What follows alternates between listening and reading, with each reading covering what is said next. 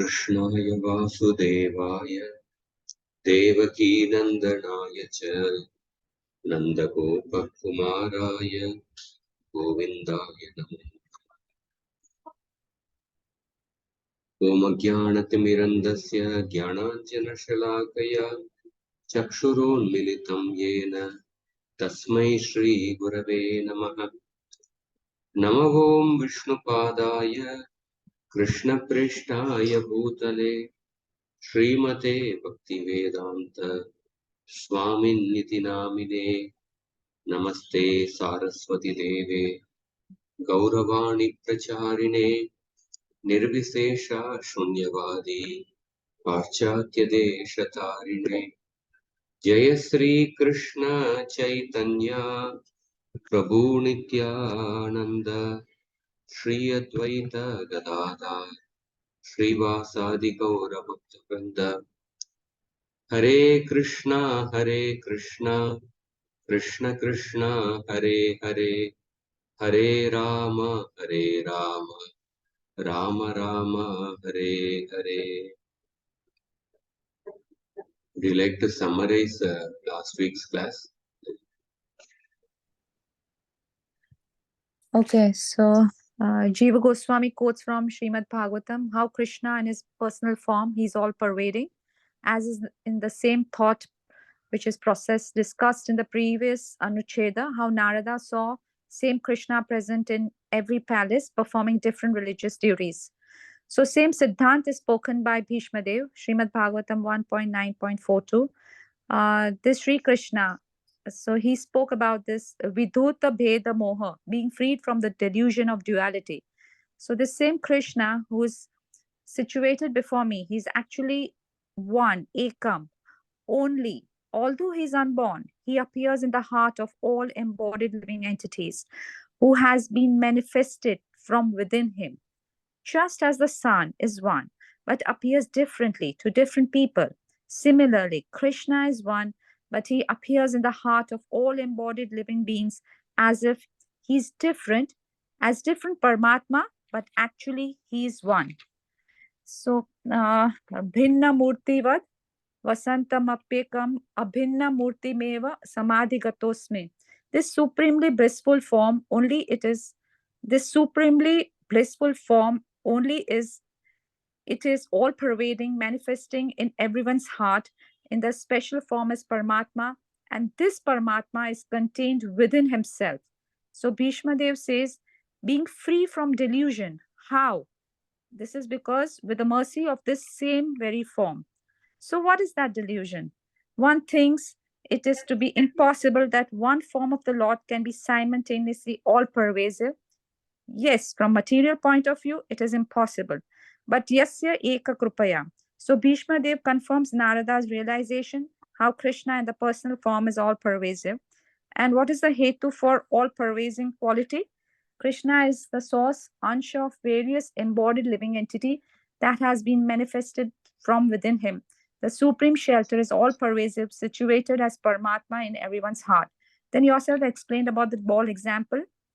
Both Krishna and the sun are one while appearing in different places to be different. This example should be taken in partial sense. Concept of Achintya Shakti is explained because in the case of sun, it does not have Achintya Shakti. Sun appears to be different although it is one. That is because sun is situated at a very distant place and sun is expansive in nature. But in case of Lord Krishna, he is the one, and because of his Achintya Shakti, he appears to be different. Therefore, analogy is partial. Then Bhishma Dev says, although the form is Antaryami Paramatma, that is four-handed form, four-handed is different from two-handed form of Krishna. But right now, I'm seeing that the same two-handed form of Krishna as Paramatma in everyone's heart. So because of the supreme influence of two-handed Krishna, no other form, that is four-handed can be perceived in his presence. Here, the purpose of illustrations is not to show that the completeness or incompleteness of form or other. So if we take Bhishma Dev's prayers, Srimad Bhagavatam 1.9.30, with the unblinking eyes, Bhishma Dev beheld Krishna, and that after completing his prayers, that is 43rd verse, Krishna eva bhagavati manovak Vakakaya Vrittibihi, 1.9.43. So absorbing himself in Sri Krishna by his body, mind, and speech. Beginning of Bhishma Dev's prayers, that is 31st verse to 42nd verse, we understand subject is Bhagwan's personal form to be all pervading. Bhishma Dev is not talking about impersonal form being all pervading. He's absorbed himself, fixed in his mind in the personal form of Krishna. Therefore, this word should not be interpreted as impersonal Brahman is all pervading. Then yourself quoted about Bhagavad Gita 13.13, Bhagwan's form is parichinnatva, how Bhagwan's form is limited, at the same time all pervading, or aparichinnatva, simultaneously limited and all pervading. This is all nicely explained in Bhagavad Gita 13.13, movable, immovable, charam, acharan. Only that form which is movable, that is corresponding to the limited aspect, and no form means immeasurable or all pervasive aspect. So Gita verse is highly relevant in this context. Although Krishna is all pervading, his pastimes are human-like form, are real. In this way, Bhishma Dev's prayers are quoted. Bhishma Dev is not alluring Krishna and Jiva to be one, but to the oneness of Krishna sitting directly in front of him and Paramatma situated within each heart. Therefore, Krishna is not subordinate to space and time. The Supreme Lord's space and time cannot limit his body because Krishna is not subordinate to space and time, rather, he controls them. So, hence, the Lord's body is all pervading at the same time, yet one, it is possible for him to engage in his transcendental pastimes. And then yourselves explained about this Advaitvadi's conception, Vyavarika platform, how they say Krishna's pastimes are empirical reality. So from Shastric point of view, we understand that, so we have to understand that Krishna in his personal form, Krishna's impersonal form, both to be all pervading. So Shastrically, we understand Krishna through his energy, he's all pervading. And then 45th verse, how Lord's body is eternal and all pervading. Yourself spoke about 8th canto, 6th chapter. Sridhar Swami Jiva Goswami quotes Sridhar Swami's verse in his commentary to 8.6.8. Brahma established eternality and all pervasive quality of Bhagwan by saying, it is not that Lord's body did not exist previously and it has appeared only now. Rather, it has existed before and now it is becoming visible to his eyes. So 8.6.8 to 8.6.9, two shlokas. This is the subject of these two anuccheda. Lord is addressed as Mahanubhava. Avirbhava word is used. This is unlike us. Because Lord transcends the material gunas and his ocean of bliss in the form of complete cessation of material existence. Therefore, Lord has never been subjected to birth, continuous dissolution, and material existence. Therefore, Lord is embodiment of aparamoksha sukha rupa ityataha, unlimited bliss of liberation. And not only that, Lord is finer than an atom. This shows that how Lord is extremely subtle, being different, difficult to comprehend. Lord's abodes are beyond counting, no way to calculate your forms, the numbers of abodes. How can this be possible? That is why Mahanubhav is used. Lord's magnificence is inconceivable and he's most exalted. Mahachintyo Anubhavo. Because you are smaller than the smallest, your personification of Muksa Shuk.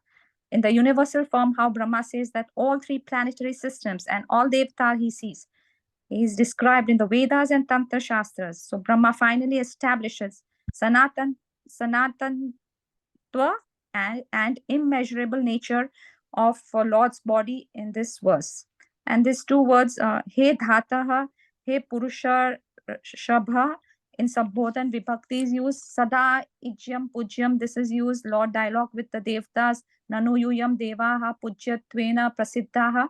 My form is worshipped by all Devtas who desire ultimate good. But Devtas are also worshipped in the Shastras. So then Devtas say that we are all contained in this form of yours. U and Aha. Her is used, denotes exclamatory astonishment. Aho. Her, it's self-evident. Sputam, you yourself explained about Vishwam Murtehe. The whole universe is contained within your body. Your body is not limited by anything. Metaphor of ocean is used, nirvana, sukha, nirvaya. Bhagwan's body is personification of bliss, which is exceedingly bliss of liberation. This is confirmed in Dhruva's prayers. The Lord is finer than the atom. The statement, whose forms are immeasurable, indicates that by his supreme opulence and inconceivable magnificence, his form is basis of all measurements. This unique feature has to be understood.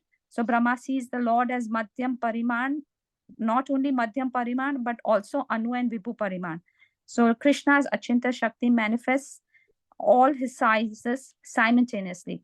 Then there was discussion about Devtas. They actually, the name of the post they hold. The person changes, but the post remains the same. Alternatively, the Devas which are mentioned in the Vedas are said to be eternal associates of Bhagwan in Vaikunthas, who has some names. Okay. Krishna. Thank you very much. Thank you. So last week, we were discussing this beautiful shloka from 8th canto to 6th chapter, Brahmaji glorifying the Supreme Lord. And before that, we discussed a from Bhishma Dev's prayer. We will continue the same anuccheda, the second part. So from this part, Atha Stula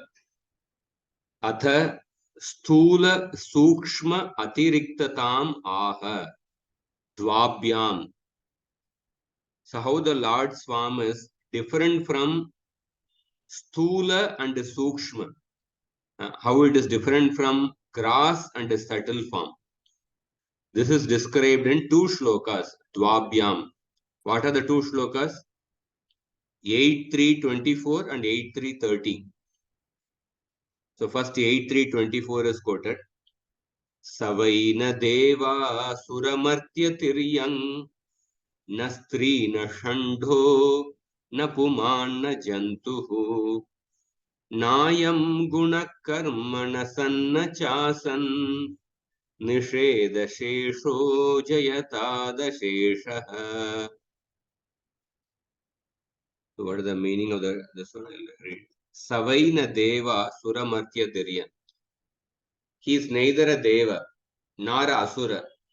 Na martya, he is neither a human being. Savaina deva sura martya tiryang, nor a lower creature. Tiryang usually refers to animal, some creature below human being. Na stri, he is neither a male, na stri na shando, na puman, nor a male, nor a eunuch. Shanda means eunuch. Na stri na shando, na puman na jantuhu, nor an embodied being of any kind. Nayam guna karma. He is not a constituent quality of nature, is not a guna, nor the mechanism of action, karma. Nasanna chasan. He is neither the cause nor the effect. Nisheda shesho jayatad asheshaha. He is unlimited. Ashesha means he is unlimited. Nisheda shesha. He is the one who remains when everything is negated. Nisheda shesho jayatat. Jayatat is the verb. May he be ever glorious. May he be ever glorious. So, further explanation of the shloka. So, this is 8.3.24. Before the two shlokas are there. 8.3.22 and 23. Yasya Brahmadayo Deva. There is the 8.3.22 and 23. Yasya Brahmadayo Deva Ityadi Praktana Padya Dvayena Yasmat Sarva Karana Karanatvam Vyanjitam Tasmat Devadina Madhye Kopina Bhavati. So in the two shlokas before this, it was shown how the Supreme Lord is Sarva Karana Karanatvam. He is the cause of everything. Because he is the cause of everything, he cannot be one of the Devatas. Tasmat Devadina Madhye Kopina Bhavati. He cannot be one of the Devatas. Vailaksham cha, Vailakshanyam cha, Satvikatva Bhautikatwadi Hinata Eva. Vailakshanyam means distinct. He is distinct from Satvikatvam. He is distinct from the Devatas because he is devoid of the gunas like Satvik, Sattva guna. And Bhautikatvad Hinata Eva. And he is devoid of the gunas like Sattva or of the any of the material elements. Bhautikatvad. And then Stritva Purushatva Hinatacha. Stritva Purushatva Hinatacha. Stri means a female. Stritva means the quality present in Stri. Purusha means a male. Purushatva. When we add the Tva Vibhakti, Tva Pratyaya, then it refers to the quality or the dharma present in that particular object. Gata means a part. Ghatatva means a partness or the quality of the gata present in the gata.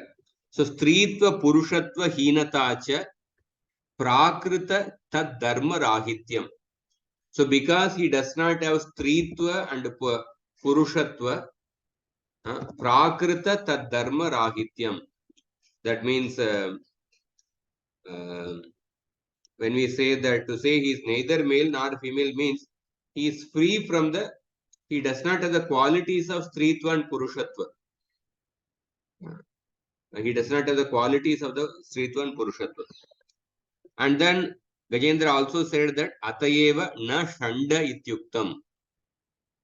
Atayeva na Shanda Ityuktam Tasman na Kopi Jantu. And therefore Gajendra also said that he is not a eunuch because Bhagavan does not, is free from the corresponding material attributes. He does not have the qualities of Stritva, Purushatva or Shandatva. And na kopi jantuhu. Nayam na strina shando na pumanna jantuhu. He is not any of the embodied being of any kind. Na kopi jantuhu. And then Nayam guna karma. Karana bhutaha satvadi gunaha. Punya papa lakshanam karma cha na ityaha. So he is neither any of the qualities like sattva guna, rajoguna, tamoguna, which are the gunas are the qualities, karana bhuta. He is not the cause in the form of the gunas, and nor as he is neither nayam guna karma. He is neither a karma characterized by piety or sin. So tayorapi pravartakad pravartakatvad iti bhavaha. So what does it mean? That means he is the activator of guna and karma. Pravartakatvat iti bhavaha. The import of this statement is that he is their activator. Pravartakatvat iti bhavaha. Kim bahuna, what more can be said? Yadatra sat sthulam asat sat nayam gunakarma nasanna chasan. Nasan means basically it is sat. Sat means cause. Asat means sat means sthulam.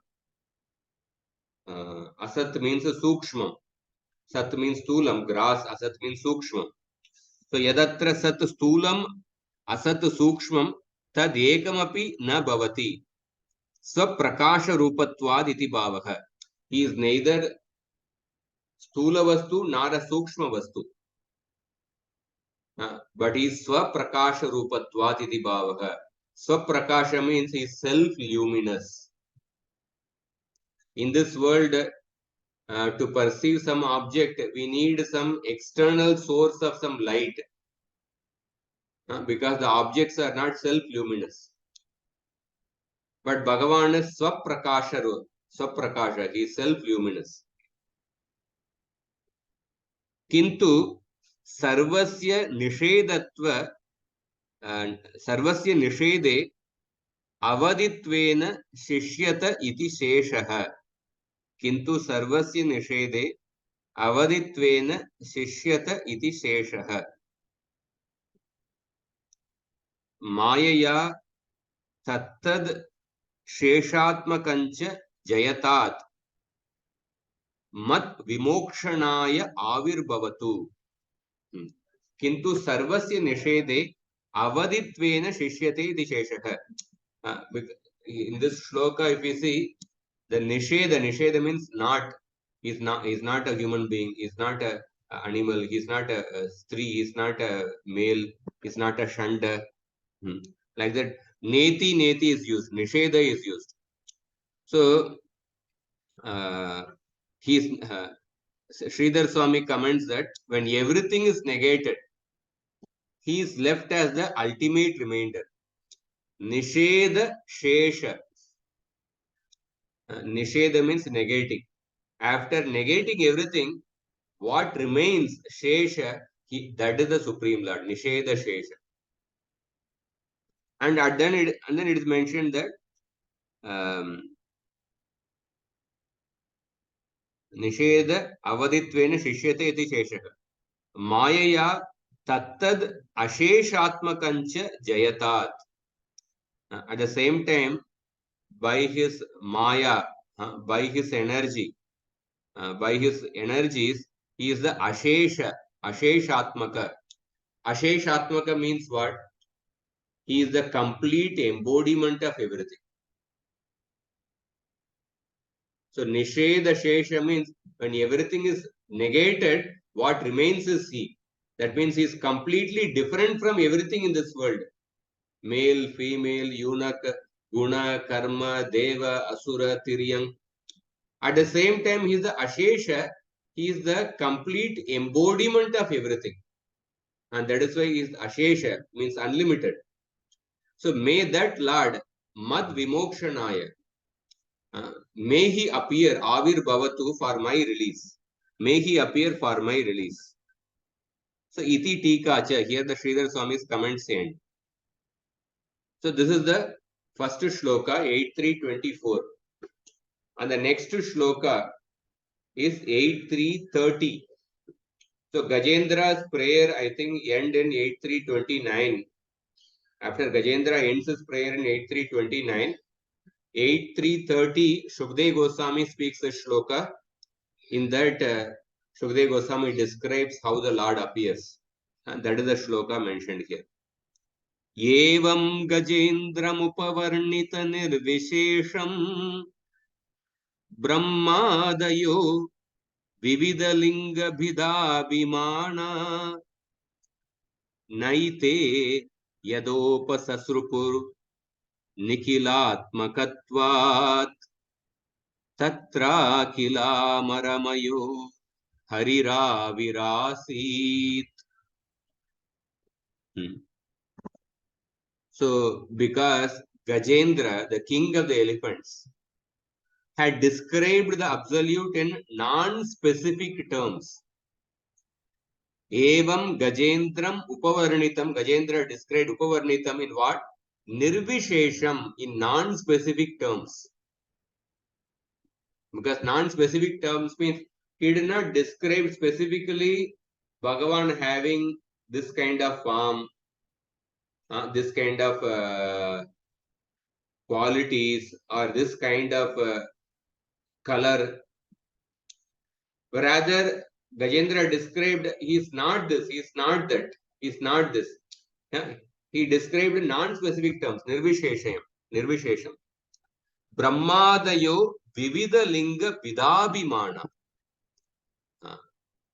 So the gods headed by Brahma, who are Vivida Linga Vidabhimana, who identify themselves with particular names and forms. Vivida Linga, with who identify Vida Abhimana. Abhimana means Manyamana, identifying.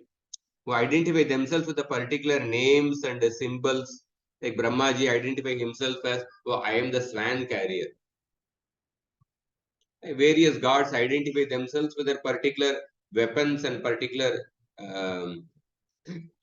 name and their post. But because Gajendra did not describe the Gajendra described the absolute truth in non-specific terms, but all these devatas, they identify themselves with a particular name and particular form. So I am the creator or I am the destroyer. Like that, they identify themselves with a particular quality, particular post. Therefore, they did not come to his aid. Naite yada upasa Yete yada yadopasasrujur. Na yete yada upasasrujur. Therefore, all these devatas headed by Brahma, they did not come. Naite yadopasasrupur nikilatmakatvat. So at that time, who appeared? Lord Hari, who is the nikilatmakatvat, who is the embodiment of all the gods. He appeared there because he is the self of all of them. Tatra Akhila Amaramayo. Akhila Amaramayo, he is the self of all of them. Harir Avirasit, he appeared there. And this verse is explained here. Yevam Upavarnitam Nirvishesham Devadirupam Vina Param Tattvam Yena Tam Gajendram. What is the meaning? Gajendra had glorified the Lord in non-specific terms. That means his description of absolute reality had not specified any particular form of God. So, Vividha Linga Vidabhimana. What is the meaning of this particular term? Vividacha Asau Linga Vida Devadi Rupa Vedascha Tasya Abhimano Yesham Atayeva Te Brahmadayo Yada Na Upajagmuhu. Because all these devatas identify themselves with the different symbols and forms and qualities, therefore they did not go. Tada Nikilatmakatvat.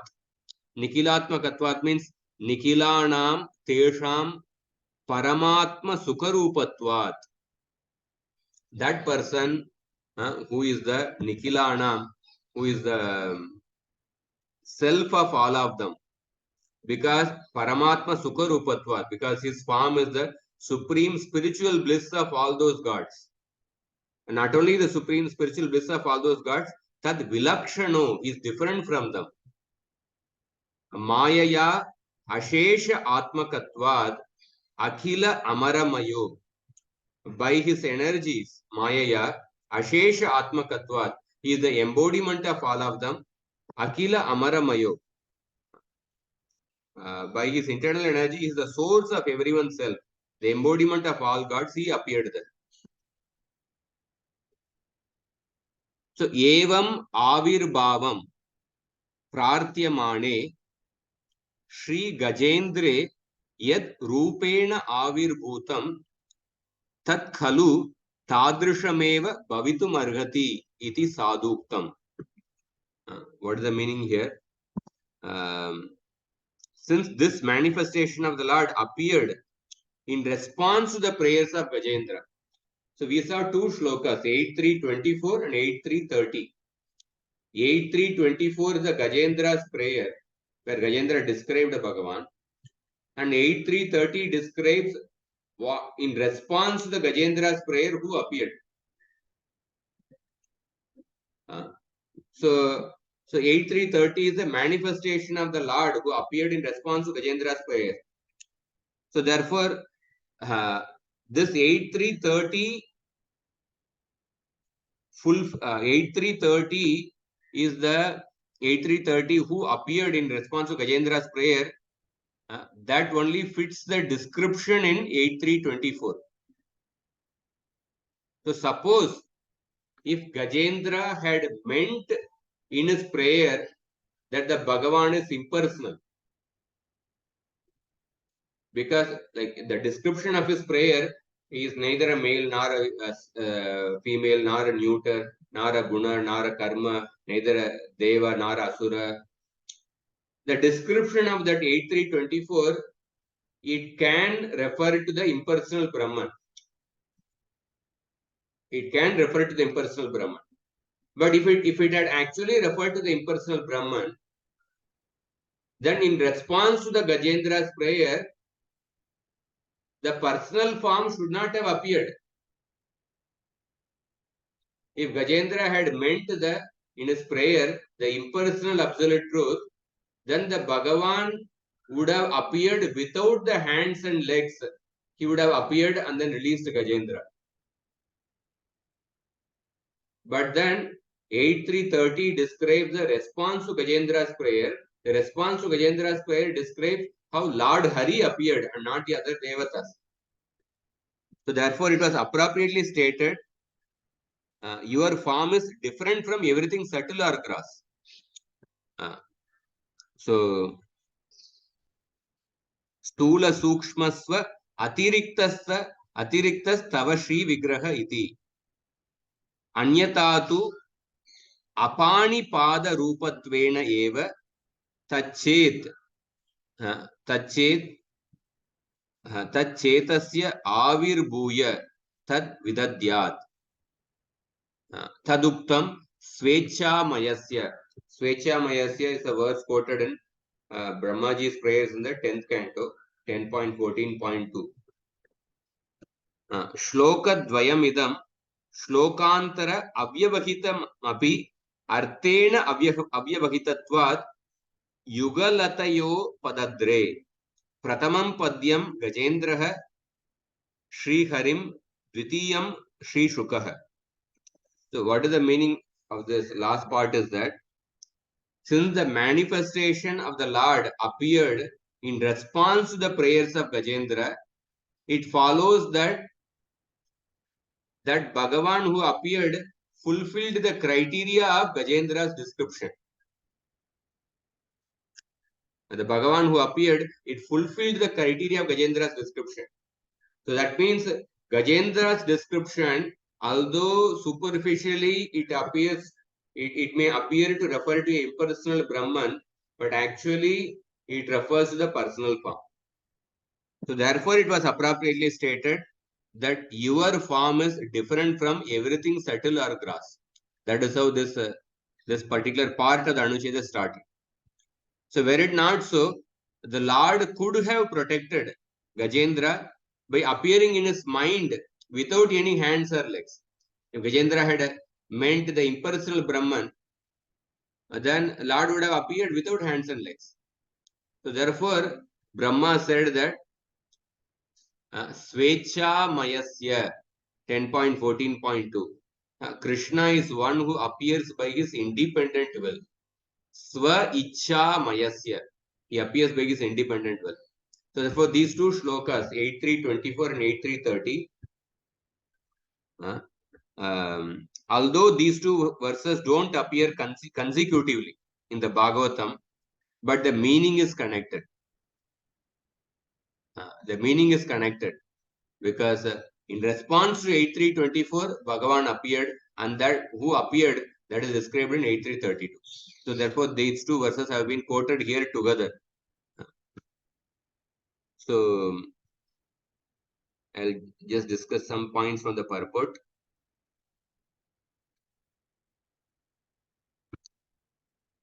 So the curious point about the Gajendra's prayer is that he mentions no name or a personal feature of the Bhagavan. It appears that Gajendra is praying to unqualified, impersonal Brahman. But then when he appeared, when he completed his prayer, Vishnu appeared, and Vishnu only severed the crocodile's head. None of the Devatas came to help because all of them identify with a particular name and form. So Bhagavan is actually free from all material qualities. At the same time, he is the source of everything. So therefore, he came to elephant Gajendra's rescue. So this particular Gajendra's prayer, it actually reveals the real purpose of the negative statements in the Upanishads. Now, in the Upanishad, there are many statements of neti neti. Absolute truth is not this, not this. So people interpret these statements by saying that absolute truth is impersonal. But this Gajendra's prayer actually reveals the real purpose of those negative statements. So that so for example, they also clarify statements found in the Upanishads that emphasize the unqualified nature of the absolute and elucidate the real meaning. For example, Shvetasatra Upanishad says that absolute truth, he has no hands, yet he receives. He has no feet, yet he walks swiftly. Ishopanishad also has a similar statement. He sees, although devoid of eyes. He hears without ears. So this statement shows that he has no material hands, but that does not mean that he has no form at all. So therefore, when we try to understand the Vedas, we have to supplement the understanding of the Vedas with the help of Itihasa and Purana. It's a very famous shloka in the Mahabharata. It comes in Adi Parva. Very important shloka. Often it's also quoted by many Vaishnavas. The shloka is that I'll quote the Itihasa Puranabhyam Vedam Samupa Brahmayet. What is the meaning? That one should supplement the meaning of the Vedas with the Itihasas and Puranas. And this is also confirmed in the Skanda Purana. Skanda Purana says that, O best of the twice born, I consider the meaning and importance of the Puranas to be as firm as that of the Vedas. We discussed this during Tattva Sandarbha also, where there are many scholars who accept the Vedas but not accept the Puranas and Itihasas. For example, Arya Samaj, they don't accept the Puranas and Itihasas. The Skanda Puran verse says that, without doubt, the entire subject matter of the Vedas exists in the Puranas and Itihasas. In fact, the Vedas fear persons of petty knowledge, thinking they will pervert their meaning. Therefore, in the past, the meaning of the Vedas was confirmed by the means of the Itihasas and Puranas. So, what is not found in the Vedas is found in the Smriti. And what is not found in either of these is found in the Puranas. And a person is not considered learned if he does not know the Puranas, even if he has studied the 4 Vedas along with the Vedangas and Upanishads. So it shows the importance of understanding the importance of taking the help of the Puranas and Itihasas to understand the Vedas. And the topmost among the Puranas is the Srimad Bhagavatam. And this prayer from the Gajendra 8324, this prayer is helpful to understand all the statements in the Upanishads, the negative statements in the Upanishads, neti type of statements. So therefore, this apparent incongruity completely decries the radically unqualified interpretation of the Vedic statements. So usually all those negative statements in the Upanishad, they are interpreted by saying that the absolute truth is impersonal. But in the import of this non-descriptive prayers of Gajendra, where that the absolute truth is formless and unqualified, then there would have been no need for the personal form to come to his aid. The Lord would have manifested as the unqualified Brahman in Gajendra's heart without a form and made him understand that he is Brahman, just as crocodile was Brahman, and that there was no death for him. So the Lord would not have personally come in a particular form, and he would not have severed Gajendra, the crocodile's head. So that shows that the apparently the non-descriptive statements which appear to refer to the impersonal Brahman, actually it refers to the personal form of the Lord. So because Krishna also says in the Gita, Ye tamam prapatyanti tam sataiva bhajami. He reciprocates, he reveals exactly according to the nature of their surrender. So it appears that Gajendra was surrendering to impersonal Brahman, but actually in his mind he had a person in his mind, and that is why Bhagavan appeared as a person. So we see the word Nisheda Shesho Jayatat Asheshaha. Nisheda Shesha means that everything is that when everything is denied by the process of elimination.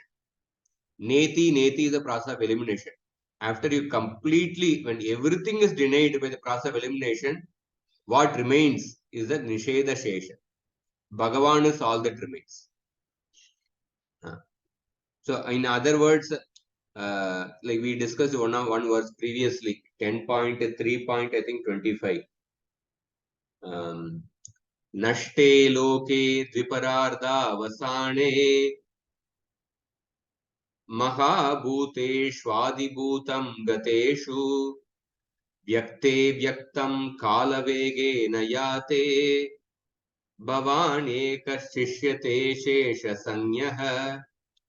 This is a verse from Devaki's prayers to Krishna, 10th canto, 3rd chapter.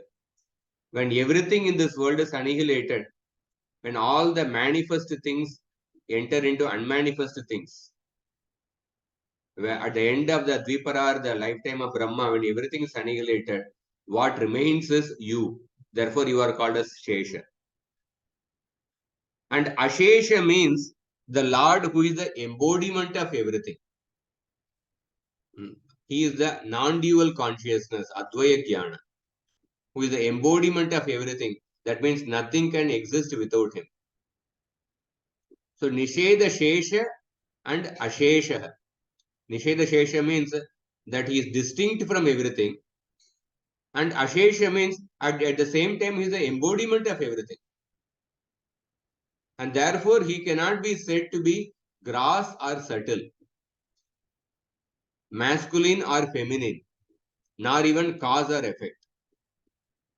So according to the modern science, a child's gender depends on the chromosome structure in the sperm cells. Some details are there according to science. Some 23rd chromosome from the father and mother produces the child of a female gender, and another produces a male gender like that. Since the Bhagavan is not material, and moreover, he is not born through the combination of a male and female, he is said to be neither male nor female. By the same logic, he is neither a human nor an animal. And in the material world, everything is caused by the gunas of material nature. Prakrite kriyamanani gunai karmani sarvasha. And both the sinful and the pious acts are conducted under the gunas. But the Lord is neither the gunas nor the effect of the gunas, that is the karma. But although the Lord is none of this, but still he is a person. That is the significance of the word Nisheda Shesha. The denial is of all the material qualities, but not of the transcendental qualities, and the potency inherent in the personal non-dual absolute. So therefore, Brahma says that Bhagavan is supremely independent and appears according to his own sweet will. Svecha mayasya natubhuta mayasya kopi. He appears by his own sweet will. So the verses which Gajendra spoke should not be misinterpreted as to refer to the impersonal Brahman. Because this would openly contradict Gajendra's vision of the Lord as a person. So in 8332, when the Bhagavan appeared, what is that verse? Sontasaras yurubalena grihita arto drishtva garutmati harim kavupatta chakram udkshipya sambujakaram giramaha krichran Narayana Khila Guru Bhagavan Namaste. Although Gajendra was in great pain because of being in the grip of the mighty crocodile, when Gajendra saw the form of Hari in the sky, mounted on Garuda with the Sudarshan disc, Gajendra held up a lotus in his trunk and with great difficulty uttered the words, O Shri Narayana, teacher of the universe, my obeisances unto you. And then he offered the lotus to Lord Narayan. So in this way, this anuccheda comes to an end. We'll take one more anuccheda in the end. So in the next anuccheda, so anybody has any question on this Gajendra's prayer? Prabhuji, that 41st verse where Jivan Goswami concludes the series of Brahmaji's verse, that 10.14.22. So that is Jagada Shesha or Jagada Esha? What is it? Tasmadidam Jagada Shesha? Tasmadidam Idam? Jagadashesham. Shesha. So that Jagadashesham. 1 minute. Jagada can you please Jagat Ashesham. Ashesham. So Ashesham means this entire universe. okay. The entire universe. So when you are saying that shloka, it's Tasmadidam Jagada Shesha or you Jagada Esha? How do you say because that? of Sandhi, Huh. Jagat Ashesham.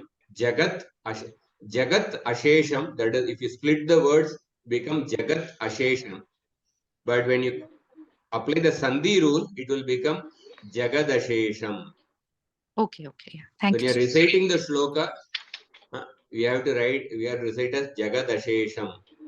Tasmadidam Jagadashesham Asat Swarupam Swapnava Mastadishanam Purudukka Dukkam Tvayeva Nitya Sukhabodha Tanavanante Mayata Udyadapiyat Sadivava Bhati. Sat Iva, but by Sandhi it becomes Sadivava Bhati. Yeah, okay, thank you. So we'll go to the 46th Anucheda.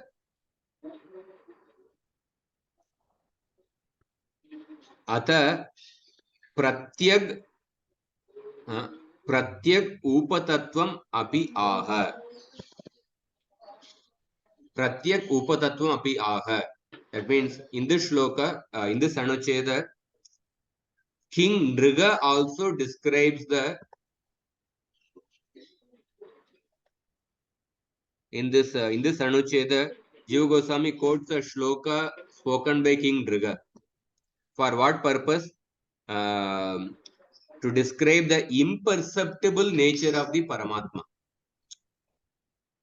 Pratyag Rupa Tattvam api aha. Pratyag Rupa Tattvam means to describe the imperceptible nature of the Paramatma. A verse is quoted here.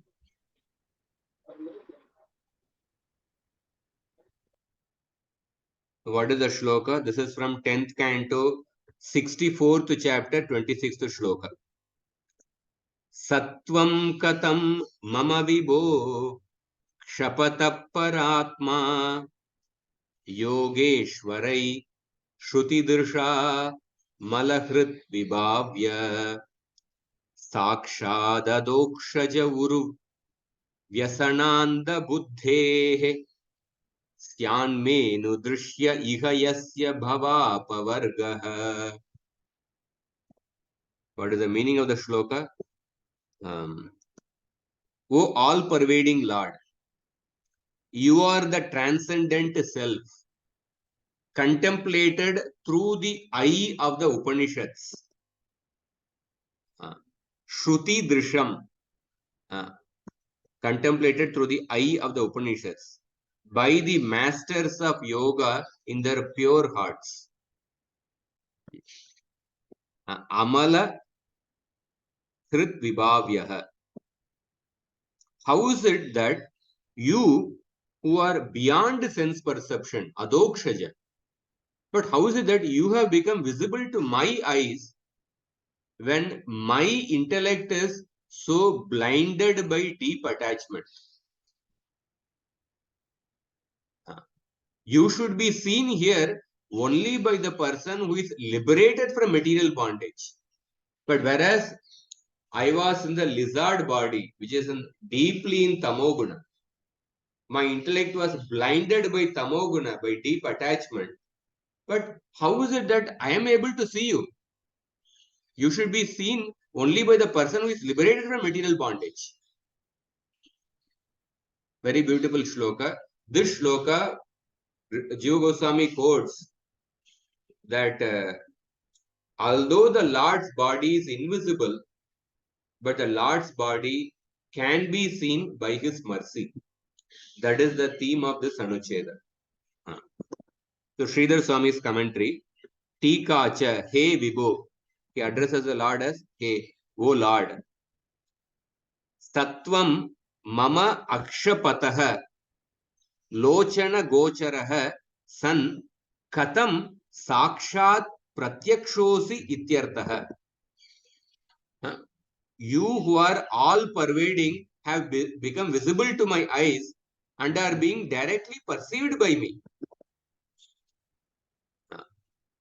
You are directly being perceived by me. Pratyakshosi iti artha.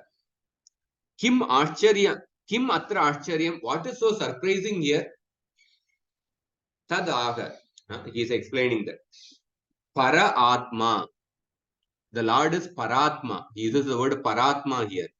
Para atma, because the Lord is paratma, atayeva yogeshwarair api shruti drusha upanishad chakshusha amala hridi vibhavyat achintya. So what is so surprising about that Nriga is able to see the Lord? Because he is paratma. The Lord is transcendent self. He is paratma. Because he is paratma, even the masters of yoga, they contemplate, meditate upon the Bhagavan in their pure hearts through the eye of the Upanishads. That means even the yogis, they cannot see the form of the Lord. They only meditate upon the Lord by remembering the words of the Upanishads. Through the eye of the Upanishads means what? Through the words mentioned in the Upanishads, they only meditate upon the Bhagavan. But that Bhagavan, I am able to see you. Paratma. I am able to see you. And then further he says, Yata adokshajah.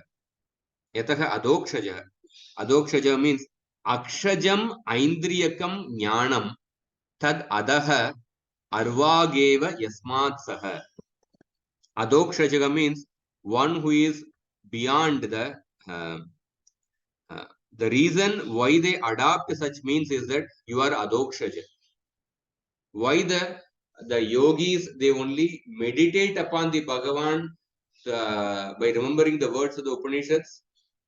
Because the Lord is adokshaja. He cannot be, he is unapproachable by sense perception. That means he is situated beyond the knowledge gained through the senses. Arvageva yasmat saha. So yasya hi bhavapavargo bhavet tasya bhavan anudrishyah syat.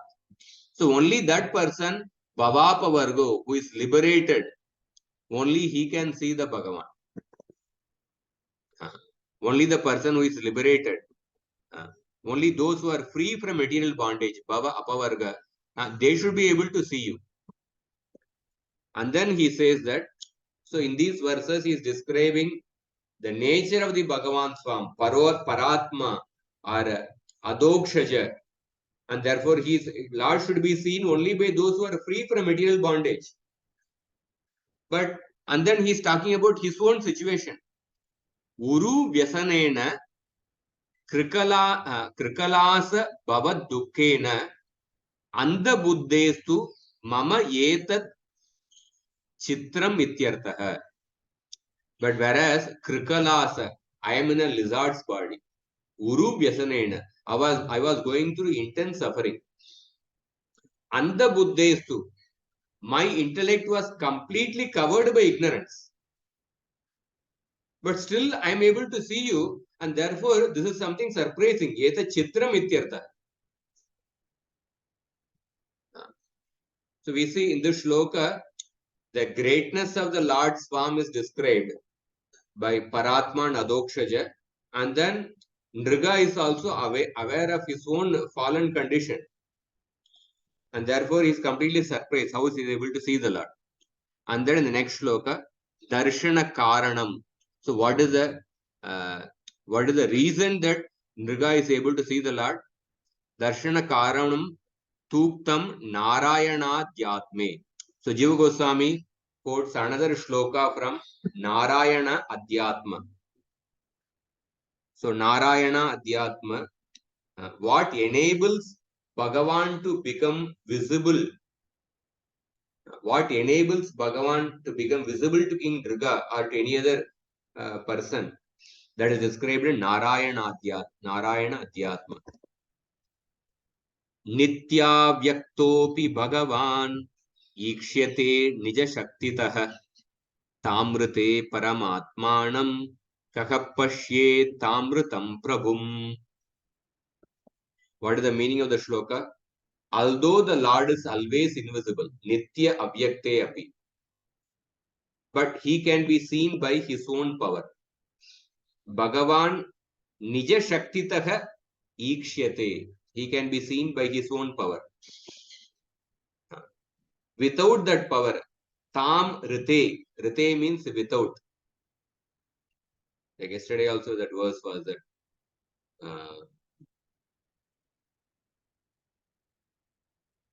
Ayur Harati Vai Pumsam Udyanastam Yannasau Tasya Rite. Tasya Rite. Rite means except. So without that power, Tasyarte Yakshanonita Uttama Shloka Vartaya. So without that power, who could ever see the immortal Supreme Lord? Who is the Supreme Self of all beings? Tam Rite Paramatmanam Kaha Pashyet. Kaha Pashyeta Pashyet Amritam Prabhu. So Tadrisha Shakter Api Ullase Tat Kripa Eva Karanam. So the main reason the Lord is visible to Nriga or to other devotee is the mercy of the Lord. So Bhagavan's mercy is the only reason that this power is activated and he becomes visible. And this is also mentioned in different Upanishad Vakya. Kena Upanishad, Kata Upanishad says that Taduktam Shrutau na chakshusha pashyati rupamasya. That means whoever his form cannot be seen with the eyes. Yam yevaisha vrunute tena labhyas tasyaisha atma vivrinute tanum swam. Whomever the Lord chooses to reveal, only that person can see the Lord. Na sandrishe tishtati rupamasya.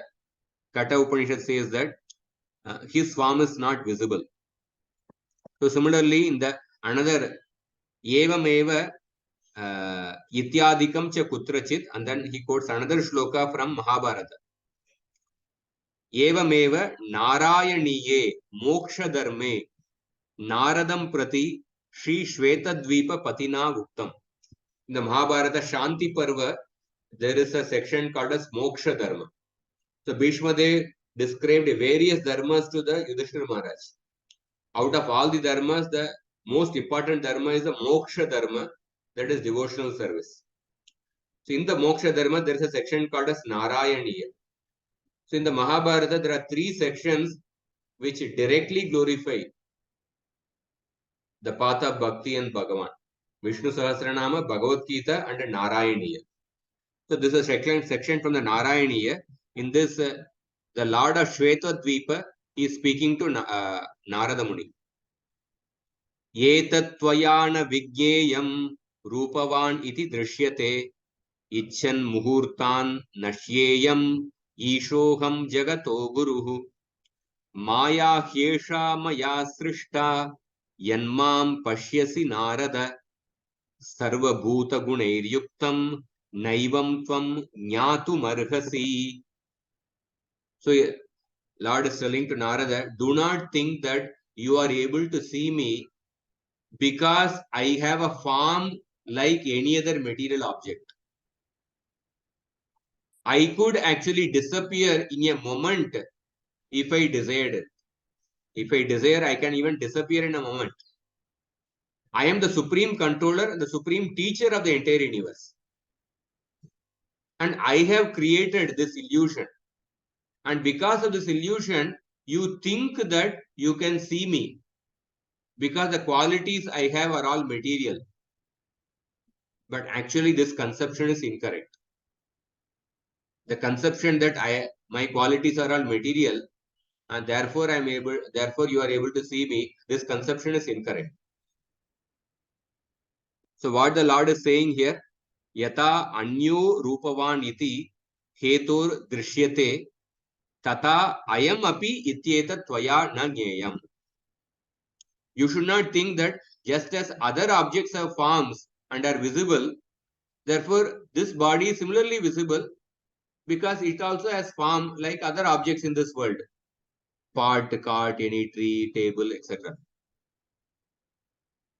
And then he says that tatascha swasya rupitve api adrishyatvam uktva nija rupasya aprakritatvam darshitam.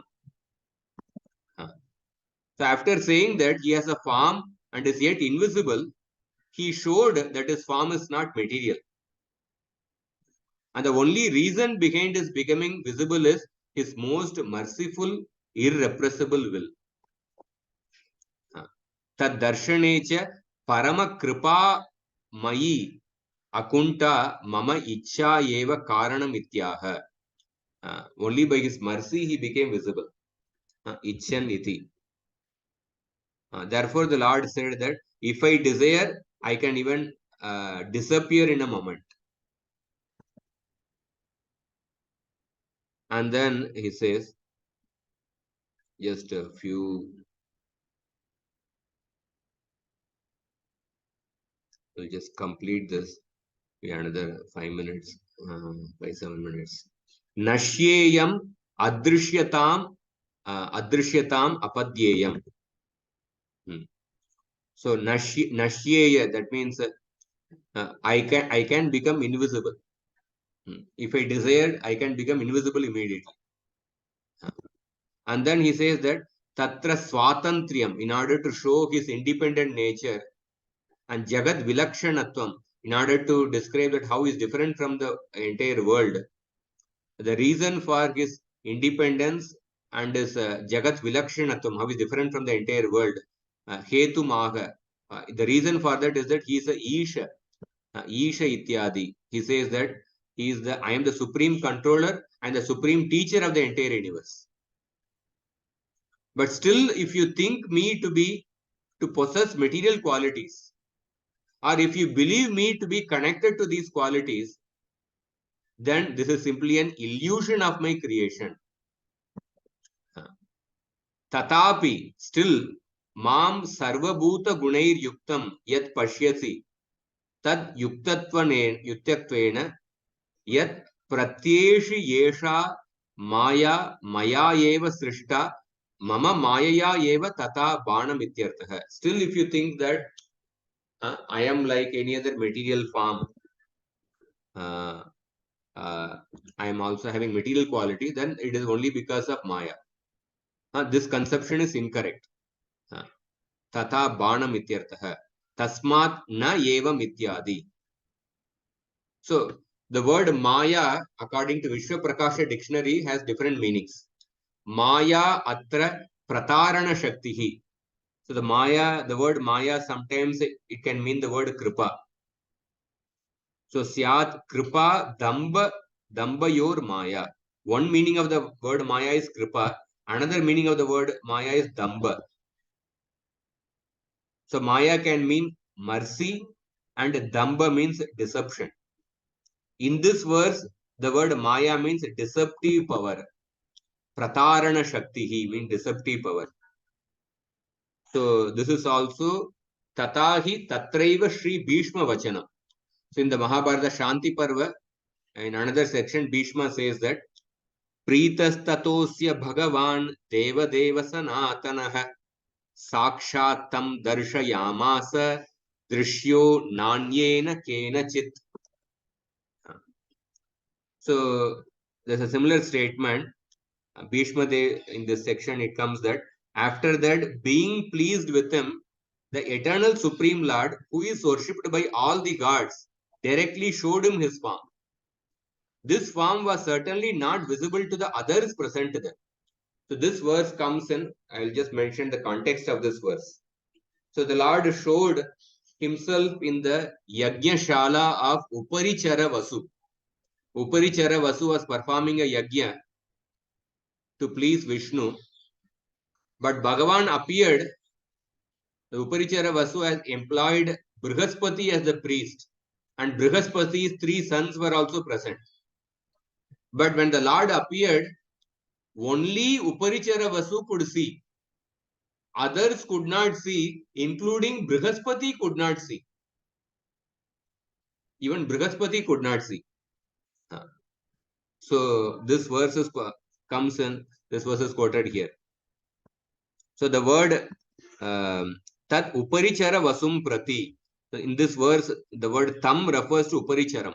Sakshat Tam Darshayamasa. The Lord showed himself to that person, that is Uparichara Vasu. Uparichara Vasum Prati Swatmanam iti Sheshaha. Tad Agrecha Vaswadi Vakyam. So the later Uparichara Vasu himself says, Nashakya Satvaya Drashtum Asmabirva Brihaspate Yasya Prasadam Kurute Savaitam Drashtum Arhati. Uparichara Vasu himself later says that, O Brihaspati, neither you nor we can see the Lord at our will. Only those whom he favors can see him. Because Brihaspati became frustrated. Oh, I could not see the form of the Lord. So that time Uparichara Vasu tells to Brihaspati, only the Lord whom he favors, only he can see him. So Tadevam Shrutavapi Adrishyatvad Adayo Dharmaha Shri Vigrahasya Eva Uktaha Shrutyantaram cha na chakshusha pashyati rupamasya iti Nrigaha Shri Bhagavantam. So therefore the qualities of Bhagavan such as invisibility mentioned in the Vedic texts belong to his body and not to anything else. So for example, Kena Upanishad says that the eye cannot see his form. So it shows that one cannot see on one's own effort the spiritual form of the Lord. Only to the whom the Lord favors, only that person can see. This is this anuccheda. So briefly, I'll just go through the purport. Most of the points we have covered. So, so based on the previous anuccheda, we discussed Gajendra's prayer. So based on the Gajendra's prayer, one can get a doubt. So the eyes and the different senses, they are all material and they can only perceive material objects. And Brahma also designed the senses in that way by which we can perceive the material objects. So according to this logic, if Gajendra saw Sri Vishnu, then Vishnu's body must be material. Moreover, if Bhagavan is all pervading, then he cannot be visible. He cannot be visible. And so according to the logic and experience, objects that are either all pervading or objects which are atomic, they cannot be seen. If he is all pervading, he cannot be seen. If he is atomic, he cannot be seen. And if he can be seen, that means because our senses can perceive only material, then his form must be material. So in response to these doubts, Jiva Goswami explains that although the Lord's form, although the form of the Lord is Pratyagatma, form of the Lord is within, it can be made visible by his mercy. And for that, he is quoting the shloka spoken by King Driga. So we know the story of King Driga in the 10th canto. So King Driga is expressing a surprise by talking about the greatness of the Lord as Vibhu, all pervading. and by calling the greatness of the Lord as Paratma. Paratma means he is beyond the Atma. Since Atma itself cannot be seen, how is it possible to see the Paratma, the Supreme Atma? Paratma means Paramatma. If Atma cannot be seen, how can one see the Paramatma? And even the great yogis, even they do not actually see the Lord. And Nriga also mentioned the Lord as Adokshaja. After speaking about the Lord as Vibhu, Paratma, and Adokshaja, by using these three words describing the Lord's greatness, and then by these three words, Vibhu, all pervading objects cannot be seen. Paramatma, Atma cannot be seen, therefore Paramatma cannot be seen. And because Lord is Adokshaja, he is beyond the perception of the senses. So these three words show that Lord cannot be seen. And then Nriga talks about his own disqualification. Uru Vyasana Andha Buddhehe. I am completely immersed in deep ignorance. So he talks about his own incapacity. So therefore, the conclusion is that the Lord is neither material nor subject to material perception.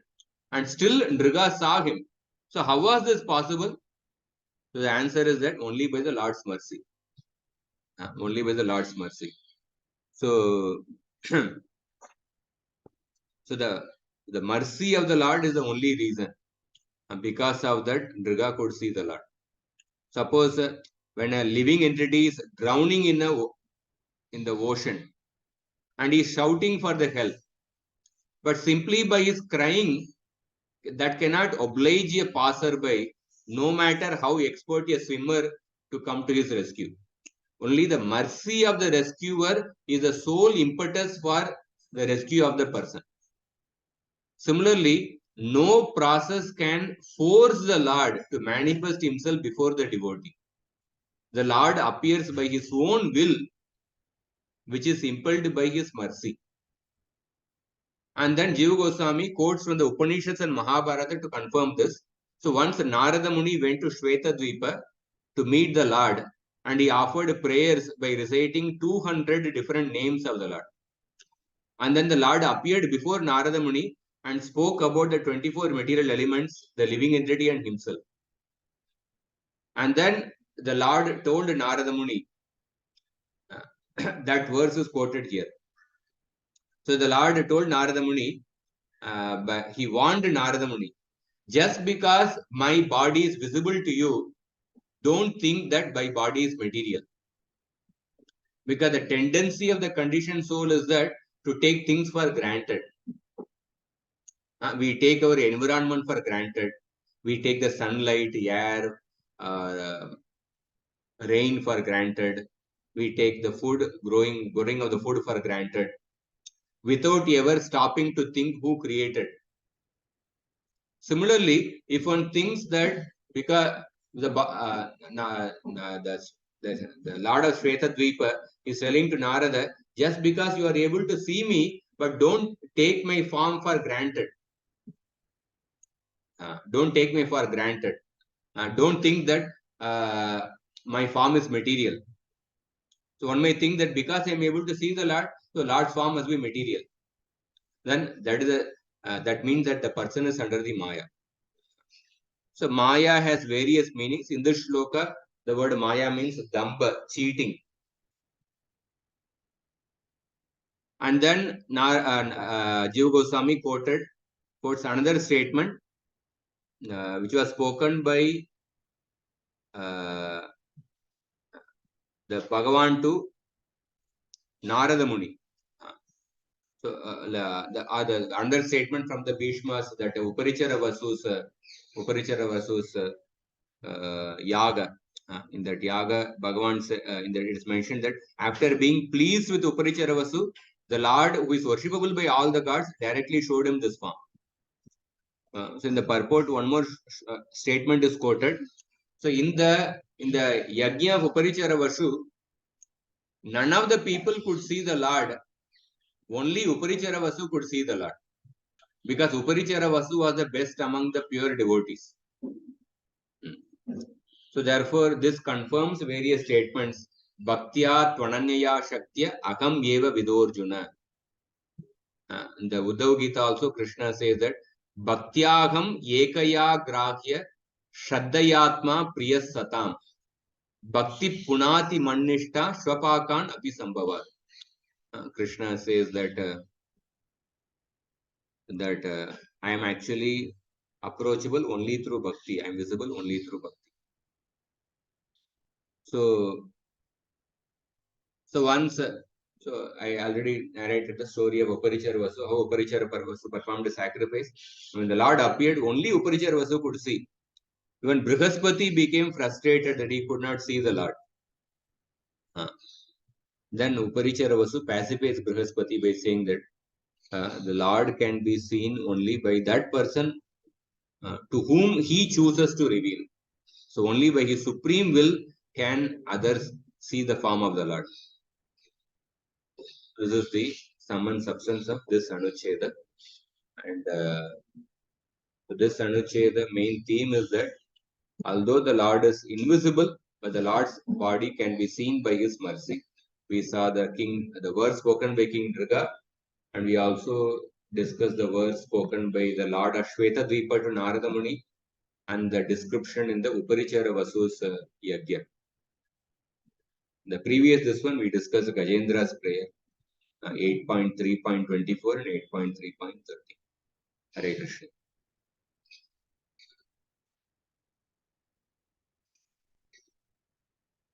If anybody has any questions.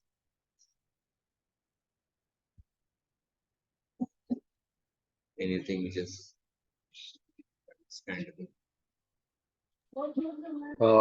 Prabhuji, you have last time when the doubt you have cleared that the Mahaprabhu dancing in the Rath Yatra, only some people could see, that king could see and others could see, rest others could not see. So this also falls under this category, right? To whom he wants to show his form. Yes. Yes, true. Only Prataparudra Maharaj could see actually. Mahaprabhu did not officially reciprocate with Prataparudra Maharaj. Devotees were asking for audience for Prataparudra Maharaj. They were asking for some appointment of Mahaprabhu with Prataparudra Maharaj, but Mahaprabhu every time denied. But although he did not officially reciprocate, because Mahaprabhu is playing the role of a sannyasi and Prataparudra Maharaj is in the position of a king, but still Mahaprabhu reciprocated with Prataparudra Maharaj indirectly by giving his mercy that only Prataparudra Maharaj could see that how Mahaprabhu was present in all the dancing parties. Hare Krishna, Prabhuji. Hare Krishna. Hare Krishna, Prabhu. Am I audible? Yes, Prabhu. Yes. Then Prabhuji, this regarding this that the Lord is not obliged to anyone that anyone can see him, but to only one whom he favors. So, Prabhu, is it true for the bhakti process also? Because it is not obliged, but it is said that the Vishnu Dutas say that one who chants the holy name, so the Lord says that, oh, this person has chanted my name, so it is my duty to protect him. And also Tattenu Kampam, where the devotee's liberation becomes his rightful claim. So is it that there the Lord takes them, that is not that obliged, but there the Lord protects him by the bhakti process? It's controlled by bhakti. Therefore, he becomes. It's basically a mode of affectionate relation. Yes, that was because he is not obliged, but there is a mood of reciprocation towards, but not towards the Gyan yogis and the Ashtang yogis who wants to see the Lord in the heart by their own endeavor. So it is not for them. Yes, Prabhu. Thank you. Thank you. Thank you, Prabhu. So, Hare Krishna, Prabhuji. So, Prabhuji, regarding King Niga, because I think because he was proud that all Krishna enacted all this pastime, and even with Brihaspati, that he detected some pride. That's why he did not reveal himself. Uparichara Vasu, he recognized him as a pure devotee, therefore he was visible to him. Brihaspati, he might not have seen that same qualification, therefore he did not reveal himself to Brihaspati. Looks like. Okay, so I don't know if this is a Puranic story, so it may not be right, but did just to give benefit of doubt to Lord Indra that he detected some pride in Gautam Rishi, like he wanted to become Indra or something like that. That's why he enacted that all that pastime with Ahalya. Is it? We have to see some explanation of the Acharya.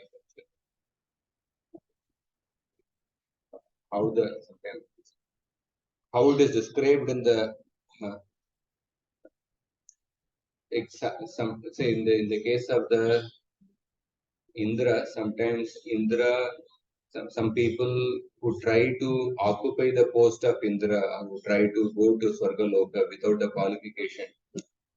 So Indra is also supposed to check of certain people, such people.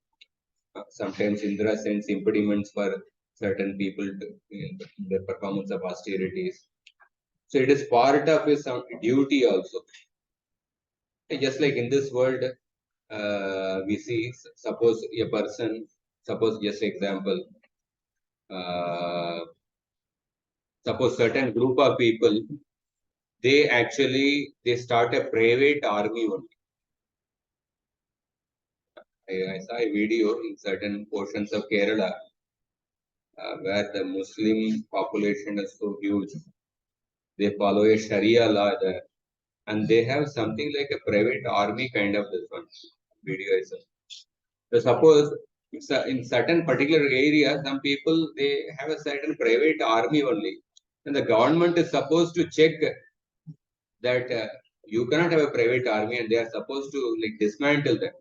It's like the government dismantle that the whole PFI and this thing. So there you can't say, oh, government is so insecure. They are insecure that government is they are not allowing some other person to become powerful. No, it's not like that. It's a government's duty because there are people with ulterior motivation. They try to create some private army. They try to run certain this one. The government should dismantle such groups. In that way, Indra is also sometimes when certain people want to become Indra without the qualification, when they want to occupy this, and the Indra sends certain obstacles in them. So it is part of Indra's duty, but sometimes at the same time, certain times Indra also has attachment to his post or something. So sometimes he may overdo that. He may overdo. He may become more angry or he may overdo something certain thing. So that aspect is also there. So therefore, sometimes the people they actually certain people from other religion, Abrahamic religion, they criticize. See, in your Sanatan Dharma, Indra is such a lusty person. He has 1,000 eyes. He had. Sometimes they quote these instances of Indra, where Indra made a mistake. Indra, this thing. They quote those instances of Indra and then they ridicule. So this is the standard of your gods in Sanatan Dharma, like that they quote. So therefore, we have to understand Indra. Indra has committed mistakes, but in the one Manvantara is the period of Indra's rule, 71 Chaturyugas. In that, you can count the number of mistakes committed by Indra and the amount of service he performed.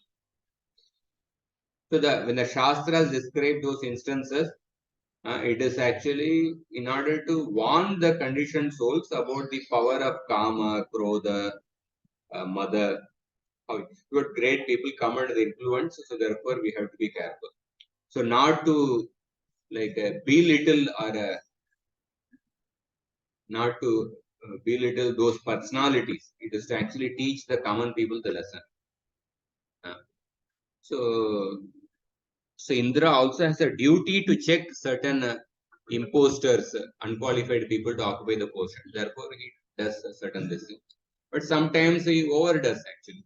Sometimes he unnecessarily becomes insecure, like Prithu Maharaj's episode. He imagined that Prithu is going to occupy the post. Like he tried to steal.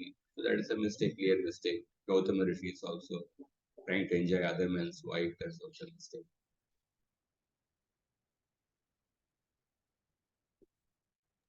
Thank you. Correct.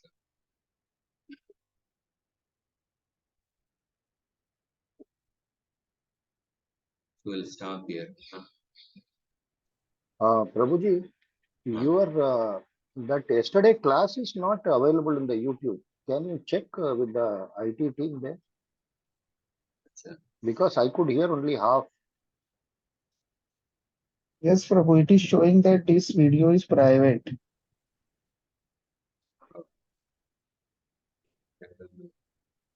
I'll check. I'll check. Okay, Prabhu, thank you.